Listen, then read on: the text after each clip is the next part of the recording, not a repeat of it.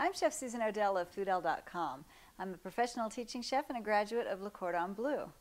When I make a roast chicken or a roast turkey, gravy is a really important part of my meal. I like to have lots of it and get it nice and hot to pour over the meat. Making your gravy ahead of time makes the day of super easy. I'm going to show you how to make your gravy in advance, keep it in the refrigerator, and just heat it up right before you serve. To start your gravy, first you need some fat. I've got 5 tablespoons of unsalted butter. My pan is on a medium heat and I want to melt my butter before I add my vegetables.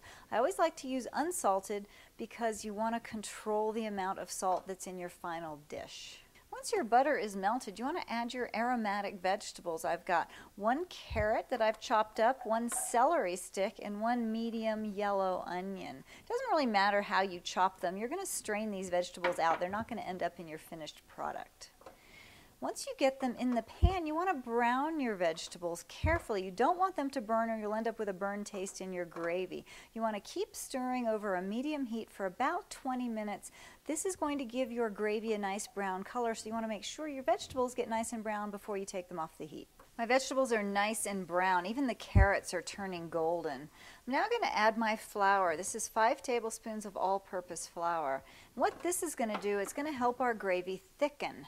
So you want to always cook out flour. Flour will leave a very floury taste, no surprise, if you don't cook it. We're going to stir it and brown the flour for about 3 minutes. All of the vegetables will absorb the flour, and then once the flour is brown, you want to start adding liquid to your gravy. First of all, I've got a cup of white wine. I like to use a Sauvignon Blanc, something crisp. This is going to provide a little bit of acidity for our gravy. Once the wine has been absorbed, we're now going to add our chicken stock. This is low sodium chicken stock and I've got 4 cups. It's really important to use a low salt variety. Otherwise, when it cooks, it's just going to get saltier and saltier. Once your liquids are absorbed, I'm going to add some herbs. I've got 1 bay leaf and I've got half a teaspoon of dried thyme.